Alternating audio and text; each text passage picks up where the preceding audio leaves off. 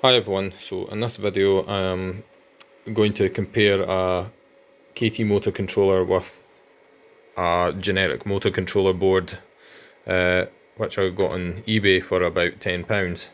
So this KT motor controller has actually got open source firmware on it. You can find it on the Endless Sphere forum. It's a guy called Stancecoke, I think, which took over the project and then like made various improvements or whatever. But even so, I've found the software to be extremely buggy and almost unusable. So first, what I'll do is I'll just spin them up and show you a comparison of the power consumptions under no load. So KT motor controller, we'll go full throttle. So about 48 watts, maybe 45, varies a little bit.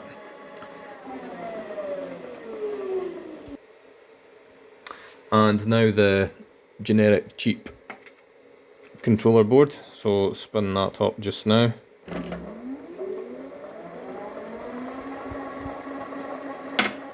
So that's it at full speed,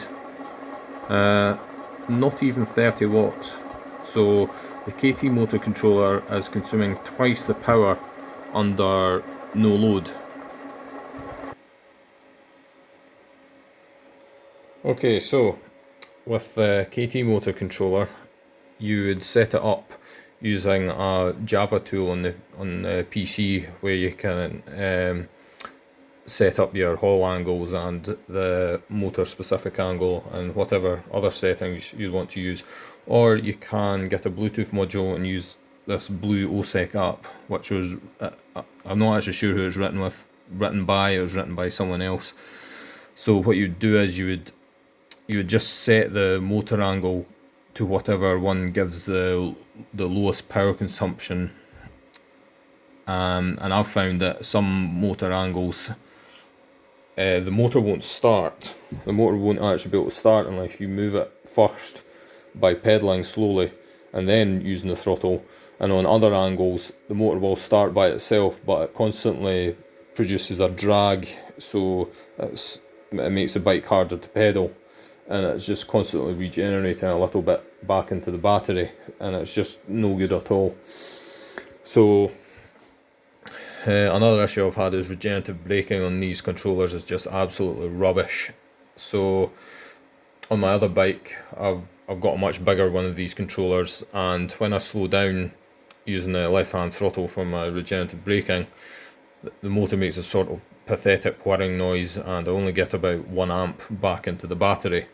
Whereas on the Vesk controller, which I had for a while, it was a FSCSC made by Flip Sky, which is based on Vesk, and it was amazing until it failed eventually, because the hardware implementation was so poor.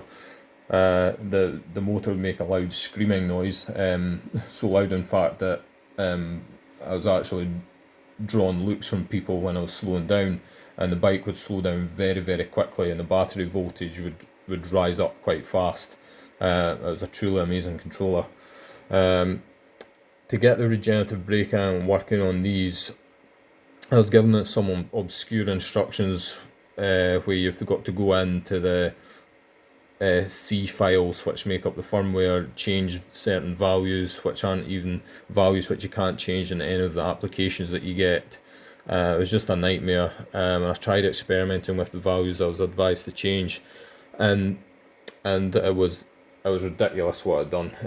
I actually turned the regenerative braking throttle into some sort of other throttle, so that when I would pull the regenerative braking throttle, the wheel would spin up violently, and then I would release it, and then the wheel would snap to a stop immediately.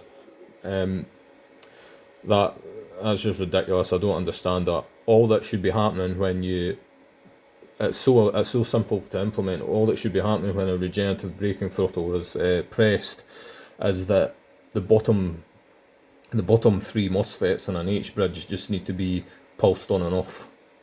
I don't know why they would. I don't. That's all it needs to do. All motoring should stop, and it should be just those bottom MOSFETs. It's ridiculously simple how simple it is to implement regenerative braking.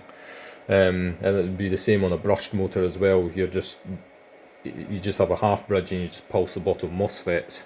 But the way this firmware works, it's totally counterintuitive and makes no sense to me whatsoever. There are options where you can set to disable PI control, whatever that is, so that the regenerative braking is meant to work even better at lower speeds, but that just causes the motor just to spin up really fast. It didn't actually solve the problem at all. So it is quite sad how poor the firmware implementation on these controllers is. So if you do get a KT motor controller, they're very good controllers in their own right. Just do not put the open source firmware on them. That's my advice, because at least in my experience, just has not worked properly. So that's why I'm designing a VESC controller for everyone. I think it's going to retail for about £70 to £80. I'm hoping so anyway. And it will bring a properly constructed VESC controller to the market. There's cheap Chinese implementations, or you can go to Trampa boards and get a proper genuine VESC, but they are very, very expensive. So I'm kind of somewhere in between that. I'm trying to supply a high quality product. It's quite compact. In fact, I'll show you just now. I'm going to design it to fit inside one of these standard project boxes, so you'll end up with something that looks kind of like this. There won't be as many glands on it though, but this will be the size of it, and it'll be a 6 FET controller, which will give all the functionality of the VESC controller. It's just not going to be that powerful. I think you might get 40 amps out of it tops, because I want to make one that's just nice and compact, but I will release bigger versions in future if the prototype stage goes well, because I've sent off for the boards to be manufactured, so I'm just waiting for those to come through. So yeah, that's a shame, the regenerative braking situation. There are actually no good implementations that are affordable, and it's ridiculous because it's actually a really simple thing to implement.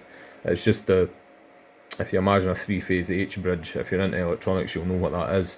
It's simply just pulsing the bottom 3 FETs, that's all it is, and then you get regenerative braking from that, because it's building up the current pulses in the motor. I can't explain exactly how it works, but it's ridiculously simple. So that's my piece on the KT motor controllers, and I hope that you pretty much just, if you want to go with these, well, do so at your own risk. I think there are some motors that they work really well on, but every single motor that I've used, it's been always outperformed by just cheap generic controllers really.